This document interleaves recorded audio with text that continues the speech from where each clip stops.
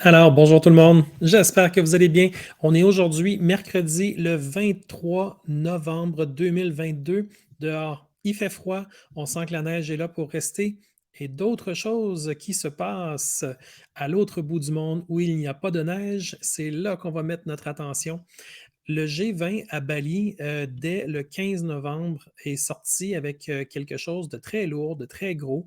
On en a entendu parler vraiment pour la première fois le lendemain, à quelque chose comme dans les heures de la nuit, à 2 heures du matin, dans Twitter, le 16 novembre. C'était un extrait où un des protagonistes du G20 disait vouloir implémenter quelque chose de plutôt terrifiant, un passeport vaccinal et c'était pour, les voyages. Mais attention, on n'en a pas suffisamment parlé de cette nouvelle-là et comme vous pouvez vous en douter, on n'a pas été au fond de la nouvelle vraiment.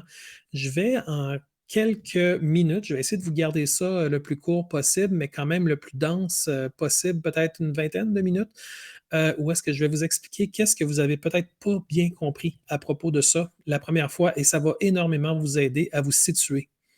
D'abord et avant tout, il faut comprendre que les dirigeants, ils font quelque chose qui est pas national, ils font quelque chose qui est international et ce qu'on comprend en tant que peuple, c'est que non seulement on a de la misère avec nos propres élections à avoir une forme de représentativité réelle, mais en plus, les gens qui sont élus à travers ce système-là qui est déjà fort contesté au niveau des élections nationales, s'en vont à l'autre bout du monde, dans ce cas-là à Bali, en Indonésie, pour commencer à discuter dans notre dos en réalité, parce qu'ils n'ont pas eu de mandat du peuple pour faire ça. Ils sont simplement montés dans un jet, ils se sont réunis à un endroit où Klaus Schwab a serré les mains de tout le monde et ils ont décidé de faire des choses. Et une des choses qu'ils ont fait, c'est que les dirigeants des plus grandes économies du monde, en fait, c'est ça que ça veut dire le G20, c'est les 20 plus grandes économies du monde, euh, ils ont décidé de discuter des problèmes économiques. Mais attention, c'est avec un angle mondialiste, l'angle où est-ce que les gouvernements nationaux doivent se plier aux décisions des non-élus mondialistes, que ce soit à l'ONU, au Forum économique mondial, à l'OMS, au GIEC ou à n'importe quel des milliers d'organisations qui gravitent autour de ça, avec des firmes de consultants, avec des organisations qui se disent philanthropiques ou caritatives et qui passent leurs intérêts, leurs agendas à travers ce système-là mondialiste, ou encore des grandes corporations. On l'a vu avec les 2 dernières années et demie derrière nous, à quel point des corporations puissantes dans certaines filières comme le pharmaceutique décident de pans entiers de nos vies sans qu'on ait mot au chapitre. C'est énorme. Donc, ce qui s'est passé au G20 en Indonésie, c'est quelque chose qu'il va falloir qu'on réécoute, mais doucement. Je ne peux pas vous passer des extraits parce que, comme vous le savez, il y a des droits là-dessus. Par contre, je vous ai mis les liens vers les extraits en description, donc ce sera facile pour vous de vous rendre rapidement, écouter ce qui s'est dit et vous pourrez vous faire votre propre idée, bien entendu, comme pour tous les sujets qu'on aborde, que j'aborde avec vous, je devrais dire. Donc, essentiellement, les participants du G20, rédigé et signé. OK, ils prennent des engagements sans même nous consulter, ils font ce qu'ils veulent. Ils ont signé une déclaration dans laquelle les 20 pays ont convenu d'adopter des passeports vaccinaux dans le but, c'est un but prétendu, on s'entend, dans le but prétendu de promouvoir les voyages et le tourisme dans le monde. J'ai entendu des gens qui disaient, OK, donc si on veut passer d'un pays à l'autre, il va falloir présenter son passeport, il va falloir présenter un passeport vaccinal en plus qui risque d'être sur un appareil intelligent, un téléphone mobile, quelque chose comme ça. Mais c'est bien pire que ça. Eux autres, ce qu'ils veulent dans cette déclaration-là, c'est de couvrir autant les voyages que le tourisme. Donc, ce que ça explique, c'est qu'on n'aurait peut-être même pas besoin de sortir de notre propre patelin pour être visé par ce type de passeport vaccinal-là. C'est très grave parce que ça veut dire que la liberté de mouvement, il y a des gens qui se disaient, ben, je vais rester dans mon pays, mais c'est bien plus grave que ça. Tout ce qui est considéré touristique, ça peut être un musée, ça peut à la grosse limite être un cinéma ou un restaurant. tout ça va être visé par le passeport vaccinal. C'est énorme ce qui s'est discuté au G20. J'espère que vous allez partager pour que tout le monde le comprenne. C'est beaucoup plus gros que ce qui a été amené du bout des lèvres par certains médias. C'est énorme. Donc, oui, ça nous touche jusqu'au Québec, jusque dans n'importe quelle région du Québec ou du Canada. On est touché au premier chef, mais attention, c'est seulement s'il arrive une autre pandémie déclarée par l'OMS. Maintenant, on sait que la définition d'une pandémie est beaucoup plus souple qu'elle ne l'a déjà été. Alors, ça veut dire que l'OMS a beaucoup moins de difficultés à ramener une pandémie. C'est sûr qu'il va y avoir le narratif qui dit oui, mais la prochaine pandémie pourrait être dans 400 ans, donc tout ça n'a pas d'importance. Attention, c'est très important parce que le simple fait qu'il nous ait mis disponible cette information-là, c'est que c'est bel et bien leur objectif. Ils n'auraient pas marqué ça simplement pour le plaisir. Ils l'ont marqué parce qu'ils savent très bien que c'est là qu'ils veulent aller.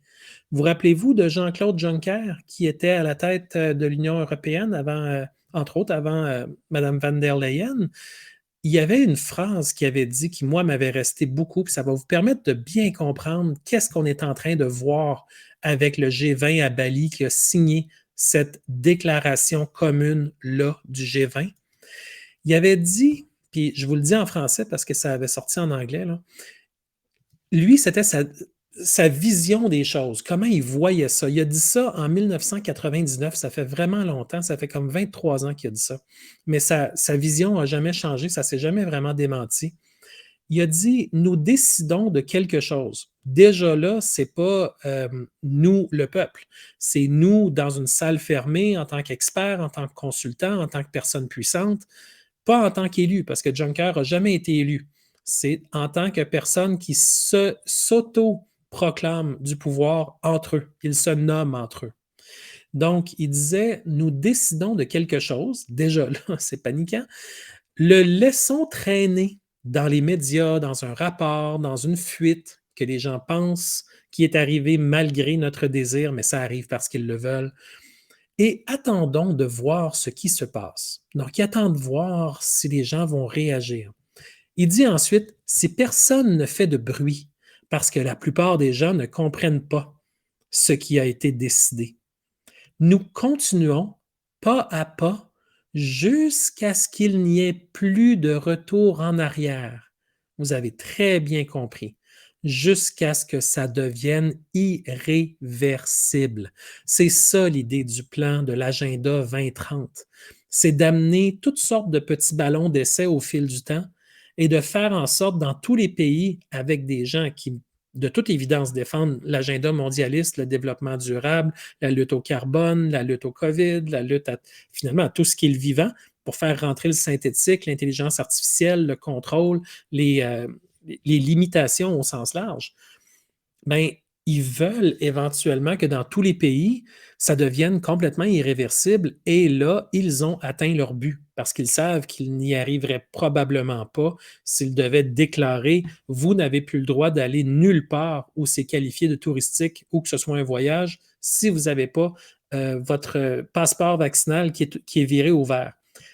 Et j'insiste sur le fait que s'il n'est pas à jour, votre passeport vaccinal, il ne vous sera d'aucune utilité.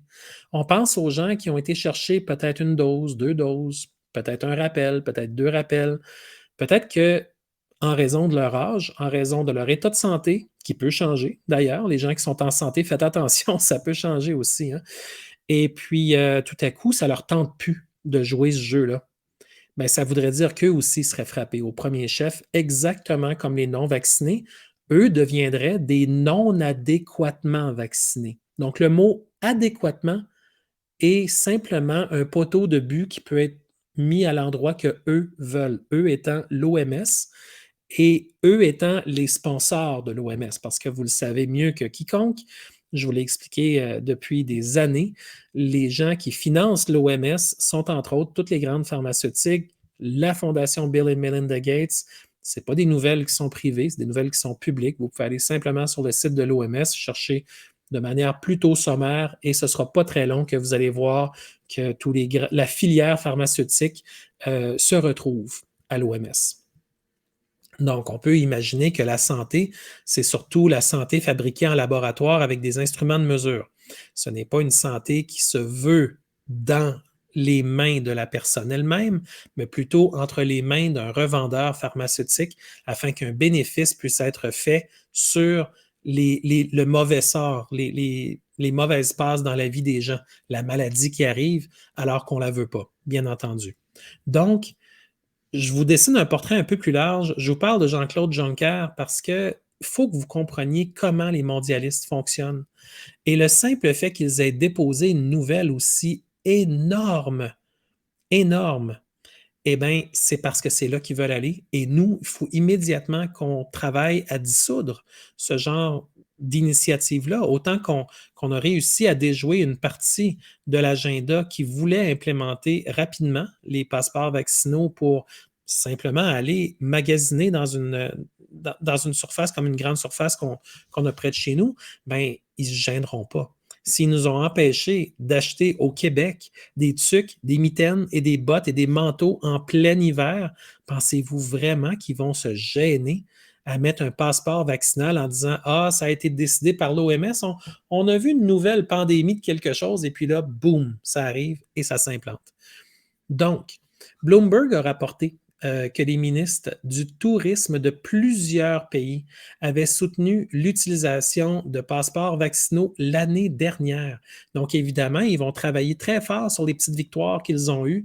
Mais en fait, c'était des grosses victoires parce que c'était totalement du non-sens, mais c'était une grosse victoire pour eux à ce moment-là, dans le but de stimuler les voyages internationaux. Mais non, plus tu mets de barrières, puis moins ça stimule les voyages après que la pandémie ait fait chuter l'industrie du tourisme. Alors, vous voyez là, dans cette phrase-là, un exemple absolument incroyablement parlant du problème, réaction et solution. Le problème a été créé par ceux qui amènent la solution par la suite, solution qui passe par une filière de contrôle qui leur bénéficie à eux. Ça ne bénéficie à personne d'autre qu'à ceux qui imposent ce genre d'idéologie-là. Alors, le groupe a déclaré que c'était essentiel pour accélérer les efforts de reprise économique mondiale. Vous voyez mon sourire, là? C'est que ces gens-là inventent un verbiage pour appuyer des positions que personne ne veut appuyer. Même des gens vaccinés ont compris à ce point-ci dans l'histoire que c'est bien beau de dire oui, je vais prendre une cinquième injection, une sixième, une septième, une huitième. Mais à un moment donné, s'ils se fatiguent après la huitième, il arrive quoi? Ben, ils vont retomber à case départ comme tout le monde. C'est comme jouer à Super Mario. Vous connaissez tous les niveaux, comment les premiers sont plutôt accessibles, puis à un moment donné, il commence à y avoir des mouvements rapides, puis on retombe au début du niveau. Ben, c'est un peu la même chose, mais là, on retombe complètement à l'extérieur du jeu. Donc, le fait de vouloir arrêter de jouer à un moment donné va devenir impossible pour les gens qui veulent continuer à avoir les mêmes, entre guillemets, privilèges qui sont accordés par des gens qui, de toute évidence, n'ont pas leur meilleur intérêt à cœur. Donc, ça dit ensuite, mais cette décision suscite des inquiétudes parmi les critiques. Oui, les critiques, c'est comme 7 milliards d'humains. Les critiques qui s'inquiètent de la portée excessive du gouvernement et des droits des individus. Au Canada, en Australie, en France, on a été servi aller-retour, beurré des deux bords de la toast. On a tellement été poivré par des abus, ça n'est ridicule. On s'est fait attaquer pendant des années au Québec par des décrets qui étaient amenés semaine après semaine, jour après jour, des absurdités qui se décidaient le jour même et qui étaient imposées à une population entière plus tard en journée ou le lendemain. C'était absolument incroyable et intenable. D'ailleurs, on s'en va, j'espère, vers le moment où la population va se tenir assez debout pour exiger que tout ça soit, le livre soit fermé pour toujours et qu'on ne revienne jamais. Parce que l'idée d'une situation d'urgence n'est pas que ça dure 2 ans ou 1 an et demi, ou qu'importe, depuis mars 2020, à quel moment vous écouterez la vidéo. Là. C'est censé durer quelques jours, peut-être 10 jours dans la loi, mais c'est censé être solidement remis en question parce que ça change complètement notre rapport les uns aux autres et à la société et à la gouvernance qui est exercée. Donc, ça ne peut pas être exercé comme ça l'a été et ça va prendre une grosse enquête indépendante pour comprendre comment il a pu y avoir un glissement aussi énorme dans les pays que j'ai nommés et plusieurs autres. Donc, on comprend que lorsque Bloomberg cadre la nouvelle, il commence par donner préséance et envoyer des fleurs à quiconque disait que c'était une excellente idée d'avoir des passeports vaccinaux. Et ensuite, ils disent, mais bon, il y avait des critiques. Mais on comprend que les critiques, c'est le monde entier parce que c'est très important de le répéter. Même les gens qui ont été dosés quelques fois, plusieurs fois, qui ont été rappelés quelques fois, plusieurs fois, c'est toujours le même principe. Si tu te mets le bras dans cet engrenage-là et que tu veux continuer, ben en fait, il n'y a pas de fin. Il y aura toujours une inquiétude, il y aura toujours un narratif de peur, il y aura toujours une occasion pour l'hypochondriaque de recevoir une dose pour le calmer. Un effet placebo, nocebo dans ce cas-là, ou quelque chose du genre, qui va permettre finalement à la personne de recevoir quelque chose qui est finalement, dans ce cas-ci très spécifique, au niveau des vaccins COVID, quelque chose qui est expérimental. Donc, on peut difficilement dire que ce qu'on reçoit, on consent parce qu'on comprend. Les gens consentent par la peur, parce qu'ils ne veulent pas perdre des privilèges, parce qu'ils ne veulent pas décevoir des proches, parce qu'ils veulent continuer à travailler, gagner leur vie et être capables d'exister socialement.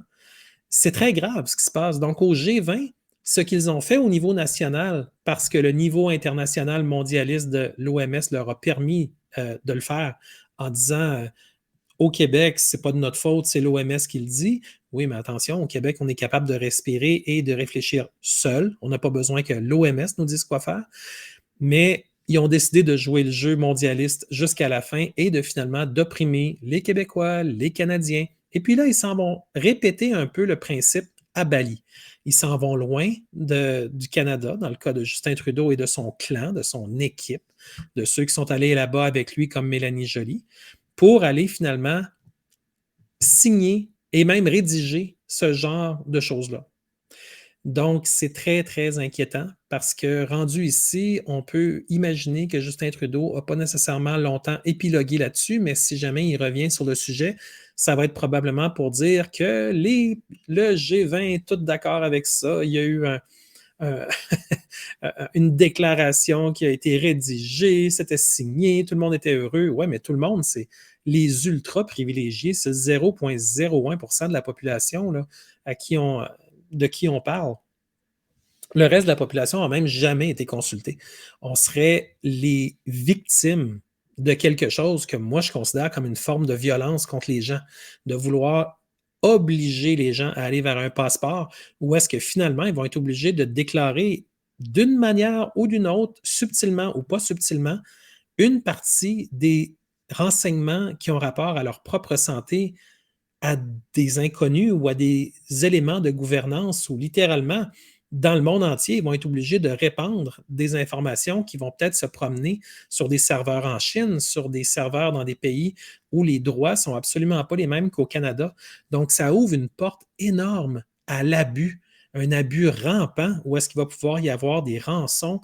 Par exemple, si la personne ne donne pas un montant, ben, un gouvernement étranger va peut-être insérer une information impossible à dissocier dans un quelconque système de base de données mondialisé. Et ça va faire en sorte que la personne va peut-être avoir des conséquences majeures dans sa vie, comme quoi elle pourra peut-être plus faire tout ce qu'elle faisait comme voyage ou comme tourisme. Puis évidemment, on comprend que ce passeport-là, une fois implanté, va être probablement demandé pour avoir accès au travail, pour avoir accès à des choses fondamentales comme la nourriture, parce que vous le savez, il y a présentement une guerre ouverte contre la nourriture, en même temps qu'il y a une promotion active avec l'argent public, entre autres, pour cultiver des insectes pour les humains. C'est préoccupant là, à un degré que vous n'avez pas idée. Ensuite de ça, la déclaration, parce qu'il l'appelle la déclaration de Bali des dirigeants mondiaux, elle inclut une section, la fameuse S23, pour faciliter les voyages internationaux fluides. Mais c'est déjà possible, c'est parce qu'ils créent artificiellement des barrières qu'on se retrouve à devoir finalement avoir des solutions pour les barrières qu'eux-mêmes ont créées. C'est non seulement dystopique, c'est machiavélique, littéralement, là. L'impact serait énorme car les pays du G20 représentent plus de 66% de la population mondiale. Évidemment, les médias adorent reprendre ce genre de chiffre-là. Le chiffre 66, à chaque fois qu'ils peuvent le plugger, ou 666, ils ont du fun, ils le pluguent. Ça dit aussi que l'accord prévoyait des normes techniques et des méthodes de vérification partagées, y compris des passeports pour les vaccins. Je vous l'explique depuis longtemps que la technocratie est simplement un trait d'union vers le transhumanisme. Puis je vous explique aussi qu'une des méthodes les plus incroyablement efficaces de la technocratie, c'est de créer des meilleures pratiques, des façons de faire, des méthodes, justement, qui vont faire en sorte que les gens sont obligés de marcher selon des normes techniques qui proviennent, dans ce cas-là, probablement de l'OMS. Donc, il s'engage également à soutenir un dialogue et une collaboration internationale continue sur la mise en place de réseaux de santé numériques mondiaux de confiance qui devraient capitaliser et s'appuyer sur le succès des certificats COVID-19 standards et numériques existants. Donc, tous ceux qui pensaient que la crise était derrière nous, oubliez ça, on est encore totalement dedans. Il n'y a rien qui a changé. Les mondialistes n'ont même pas changé une seule virgule à leur narratif. Les gens qui disent « Ah, on est revenu à la normale », oubliez ça, il n'y a aucune normale. On est totalement encore en crise pandémique. Quand ils disent que le G20, là, ils vont soutenir un dialogue, ce n'est pas un dialogue avec nous, c'est un dialogue entre eux. C'est un dialogue dans notre dos. C'est un dialogue l'autre côté du voile. Ils ouvrent le voile de temps en temps pour nous laisser tomber une petite information comme celle-là qu'ils ont laissé tomber par exprès. Puis après ça, ils disent une collaboration internationale continue. Mais attention, là, une collaboration, c'est entre eux, encore une fois, puis une collaboration internationale. C'est parce que nous, là, on vote pour des gens au municipal, au scolaire aussi, au provincial, au fédéral, mais on vote pour personne à l'international. Et les fonctionnaires qui disent parler pour le Canada, alors qu'on sait très bien qu'ils parlent pour les mondialistes, parce qu'on voit les effets de tout ce qu'ils font, puis il n'y a rien de bon pour les Canadiens. C'est uniquement bon pour les réseaux internationalistes. En anglais, ils disent Mr. Global. Et ils disent ensuite, juste pour être sûr de bien fermer les portes pour que personne n'ait le droit de parler sauf eux, ils disent la mise en place de réseaux de santé numérique mondiaux de confiance. Et on comprend que derrière le mot de confiance, c'est ceux que l'OMS va avoir choisis manuellement, un par un, pour être certain d'effacer toute possibilité que le peuple arrive avec sa propre réponse qui serait idéalement une vraie sécurité, une vraie liberté qui ne force personne à être vacciné, qui ne force personne à devoir sauter dans des cerceaux et qui pourrait, à la limite, remplacer un passeport, mais en même temps qui demeurerait dans la pleine souveraineté de l'individu, ce qui n'est même pas le cas de notre passeport actuel. Mais enfin bref, l'idée, c'est qu'ils se donnent des outils pour finalement continuer à venir piger dans nos fonds publics à nous pour créer le mondialisme. Puis faites-vous pas d'idée, là. L'ONU demande des trilliards de dollars, trillions of dollars, pour pouvoir, il y en a qui disent c'est billiards en français, mais je trouve que c'est tellement mal traduit, on devrait dire trilliard, tout simplement. On se retrouverait bien mieux que de dire billiard, qui n'est même pas totalement accepté puis qui n'est pas nécessairement compris non plus. Mais en anglais, quand on dit trillions of dollars, tout le monde comprend. Mais en français, c'est la raison pour laquelle je dis trilliards de dollars. C'est ça que l'ONU demande. Et ils vont l'obtenir probablement. Pensez-vous vraiment que Justin Trudeau va dire « Ah non, non, on va y aller mollo ». Non, non, oubliez ça. L'Europe va être juste trop contente de participer. Ça centralise des pouvoirs en Suisse qui est au centre de l'Europe, qui fait beaucoup le bonheur de plusieurs organisations qui vont finalement aller piger dans ce trilliard-là, ou ces trilliards-là, dépendant combien ils en demandent. par après. Puis évidemment, les meilleures excuses, c'est qu'ils vont dire because climate, à cause du climat, parce qu'il faut combattre le carbone, il faut taxer tout le monde. Donc, c'est sûr et certain que c'est une organisation mafieuse. Donc, l'ONU va taxer les nations, puis les nations vont nous taxer nous autres et ils vont dire, ben, on n'a pas le choix, c'est l'ONU qui nous taxe. Puis là, après ça, la nation qui est ici est plus capable de faire son propre travail. Donc, à terme, l'ONU va arriver en sauveur une fois qu'ils se sont remplis les poches avec les trilliards de nos dollars, et ils vont dire, ben là, c'est nous qui prenons le contrôle des pays parce qu'on voit que vos pays sont en faillite, vos pays ne savent pas gérer. Attention, on sait très bien gérer, puis pas juste le Canada. Plusieurs autres pays sont des experts pour avoir une gouverne publique qui serait excellente. Mais par contre, on voit que les gens qui sont là présentement font tout pour détruire ce qui fonctionne afin de nous endetter, de nous ralentir, de nous limiter en toute chose. Donc, on fait face à une forme de mutinerie gouvernementale. La classe politique est peut-être parsemée de quelques personnes qui veulent encore nous aider, mais malheureusement, on est parasité par beaucoup trop de gens qui, eux, veulent simplement satisfaire un maître mondialiste. Ils ont vu des choses qu'on n'a pas vues. Ils sont confortables à avoir ces positions-là, puis ils sont prêts à nous envoyer toute la gang en dessous de l'autobus qui roule pour qu'eux autres puissent avoir une belle retraite ou encore des conditions avantageuses aux yeux de quelqu'un qui, dans la chouaberie, c'est comme ça que moi je l'appelle, va éventuellement leur dire « tu as fait un bon travail contre le peuple, mais pour les mondialistes ». Parce qu'on voit très bien que c'est ce qui se passe. Ensuite, dans un document qui a été mis à jour, le G20 s'engage, puis je vais vous le partager, le document, faites-vous-en pas, vous allez l'avoir. Il s'engage, le G20, à s'efforcer d'évoluer vers l'interopérabilité des systèmes. Donc, comprenez bien que lorsque quelqu'un comme Fitzgibbon, le sympathique Fitz, disait qu'il voulait vendre nos données de santé, ben, n'oubliez pas que le G20 vient de déclarer publiquement qu'ils veulent s'efforcer d'évoluer vers l'interopérabilité. Il est dur à dire ce mot-là, hein? Interopérabilité des systèmes, y compris les mécanismes qui valident la preuve de la vaccination. Wow! C'est un système. Il ne fonctionne pas pour nous, il fonctionne pour eux. C'est une question de mettre une laisse autour du cou du chien. C'est tout. C'est exactement ce que ça fait. Tout en respectant la souveraineté des politiques nationales de santé.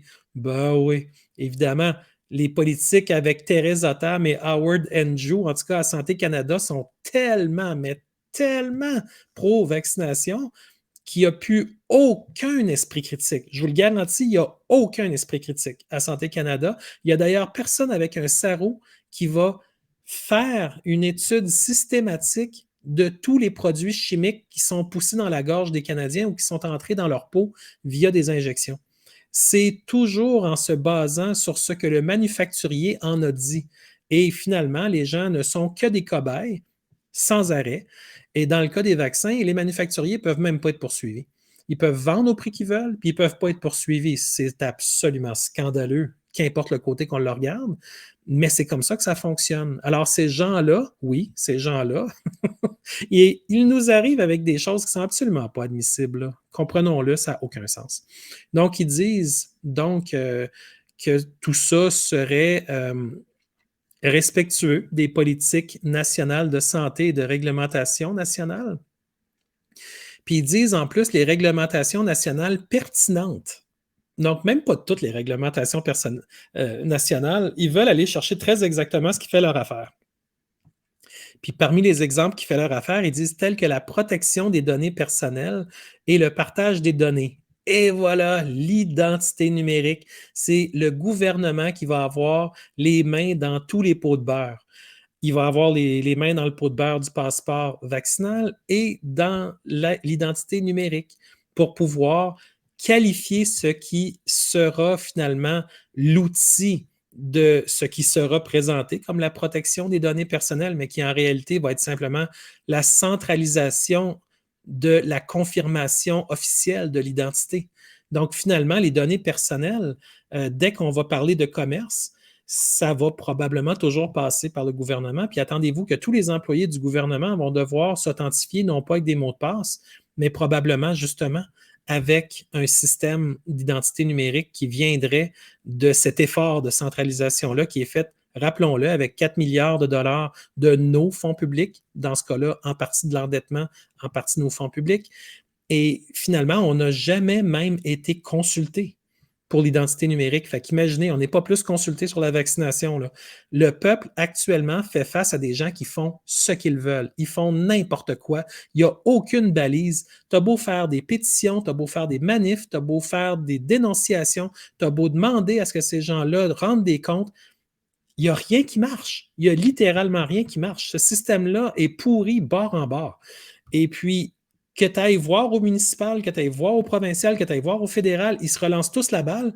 Puis quand tu te rends compte que dans le fond, tous ces niveaux-là, qui sont des niveaux où normalement on devrait avoir le droit de voter avec intégrité pour pouvoir sortir ceux qui ne nous représentent pas, ben en réalité, c'est beaucoup plus subtil que ça.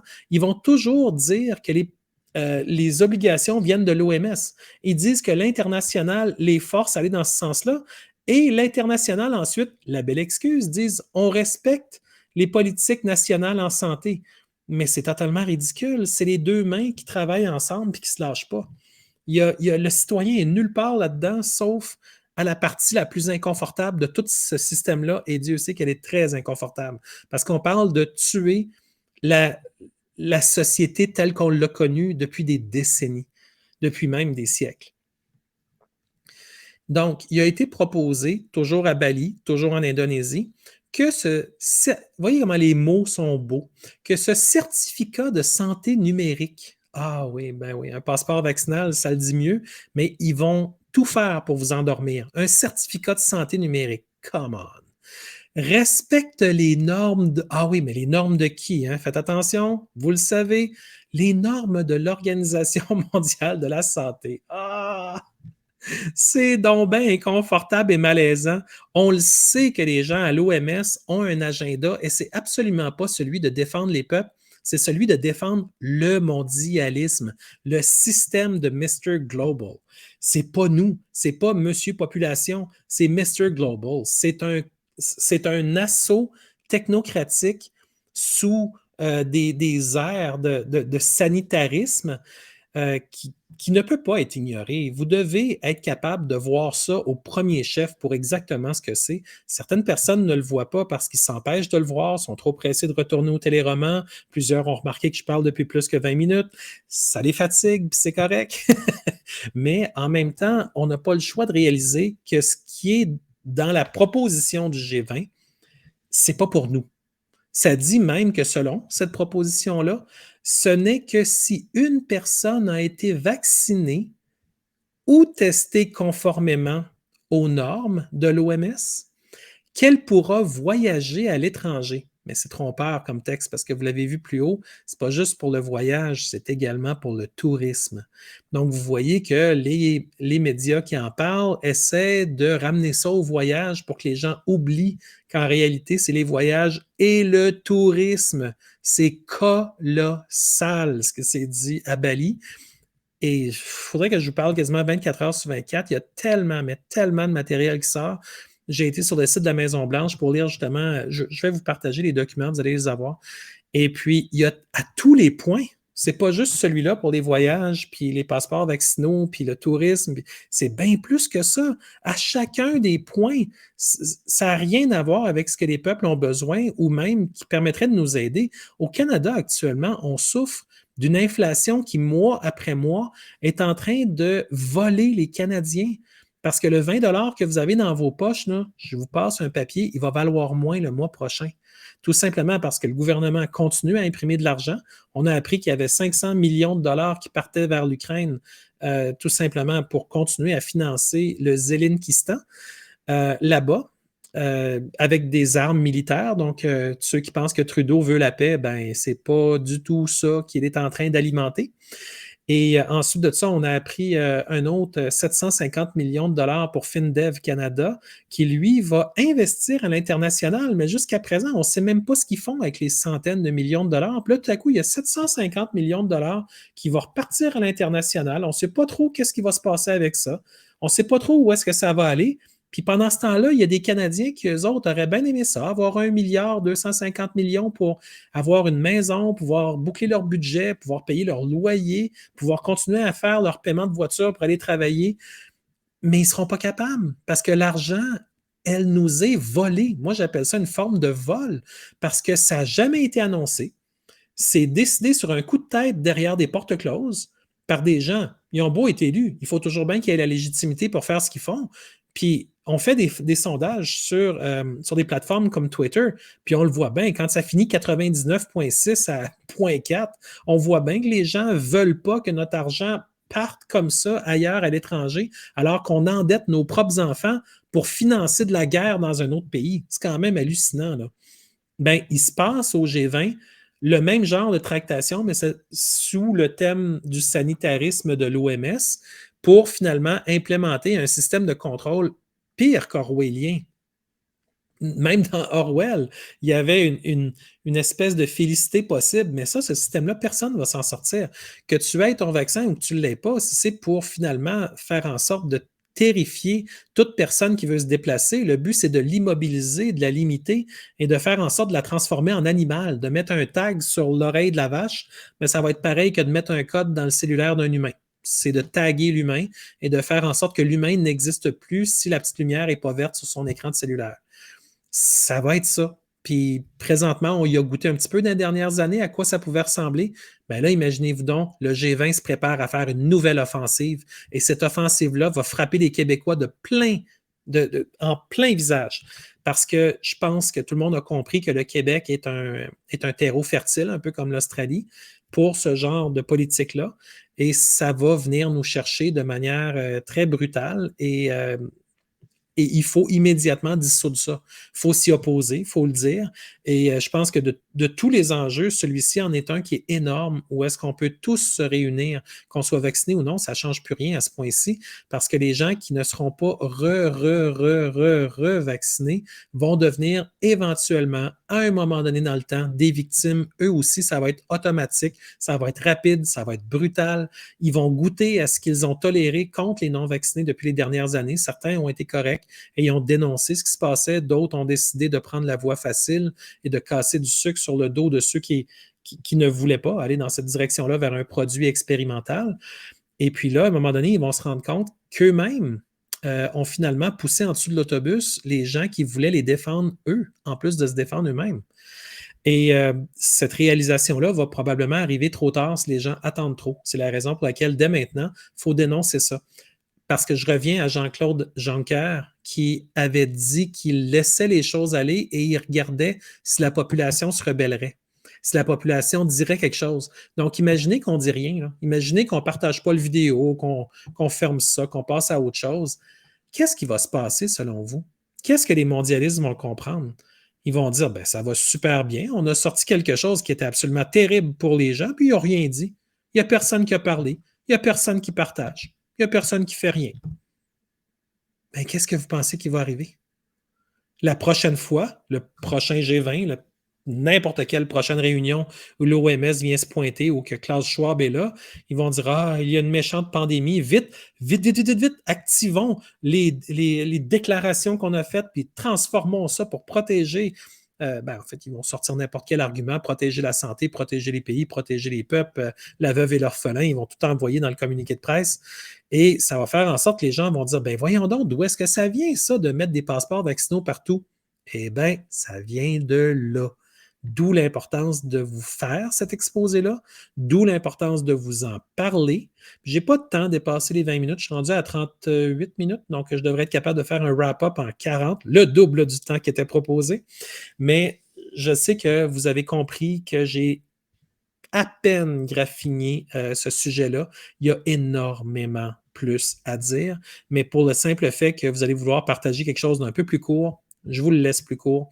J'aimerais vous remercier beaucoup pour votre écoute, votre attention, votre partage de tous les enjeux. Ça en est un qu'il faut vraiment surveiller de près.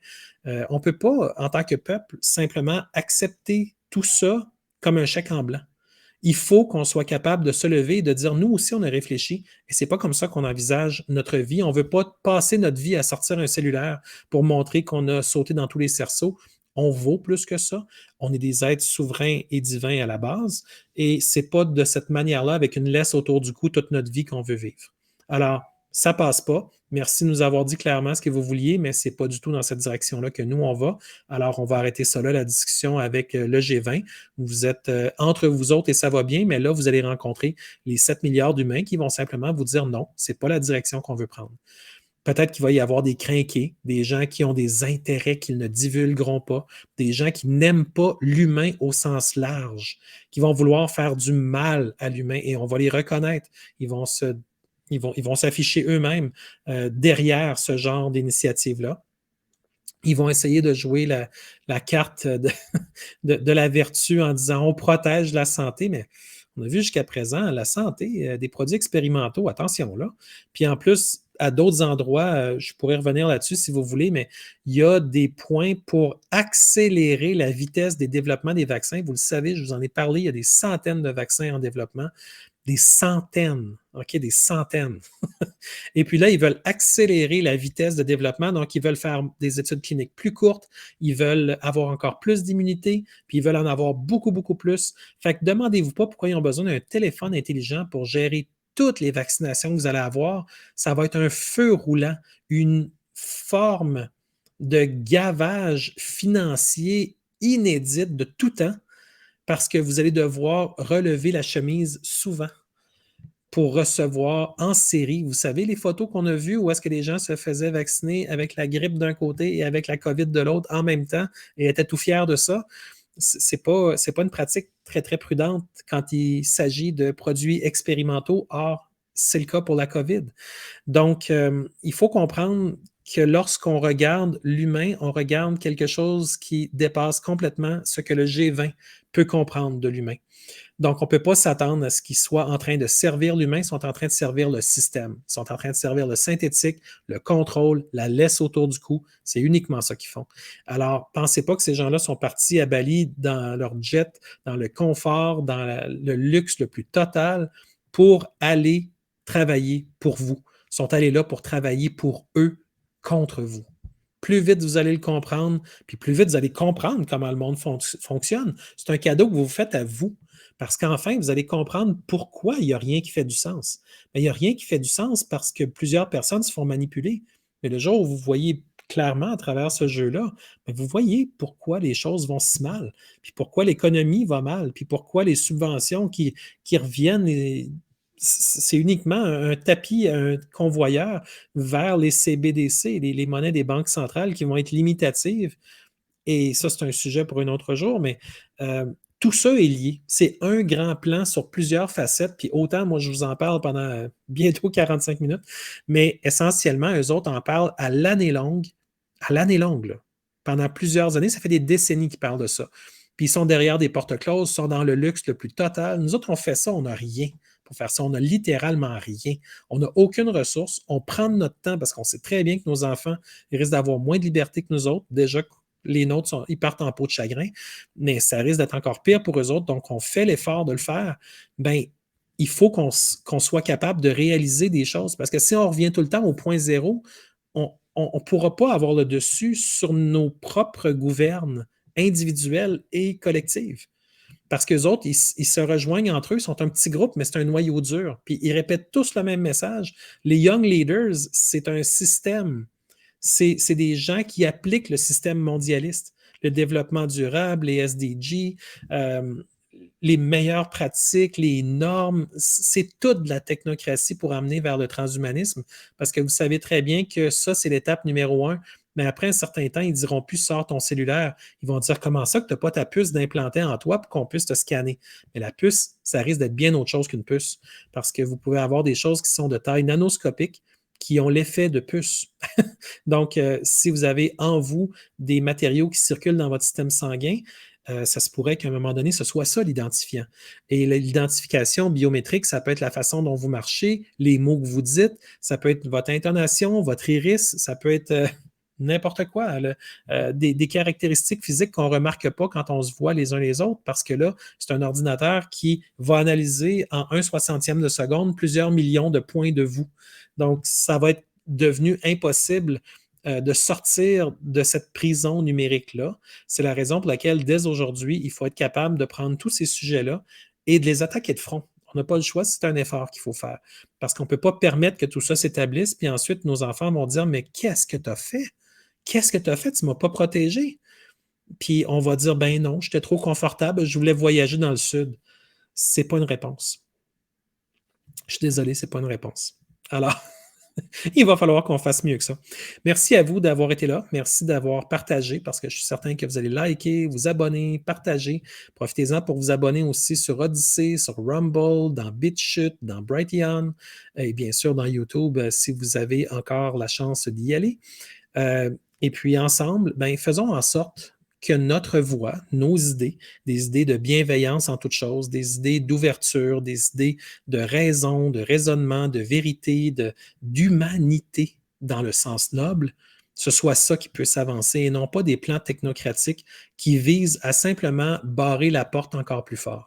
On veut une vraie liberté, mais la vraie liberté, ça passe pas par mettre des chaînes, ça passe pas par ajouter des grillages, ça passe pas par mettre des barbelés partout en disant que les barbelés sont bons pour la santé. C'est pas comme ça que ça fonctionne. Il y a une autre façon de fonctionner et c'est pas celle de Davos. C'est pas celle de l'ONU. C'est plus celle de l'OMS depuis tellement longtemps. Alors, faites-vous confiance, retournez en vous, vous allez trouver tous les outils, vous avez un trésor en dedans de vous, c'est un trésor différent de celui de tout le monde. Et quand vous allez le découvrir, vous ne voudrez plus refermer la porte parce que c'est beaucoup plus confortable. Certaines de vos angoisses vont disparaître, certaines de vos peurs vont diminuer beaucoup et vous allez être capable de connecter avec les humains autour de vous avec un niveau de souveraineté qui va vous faire du bien intérieurement et dans la manifestation. Alors, merci à vous.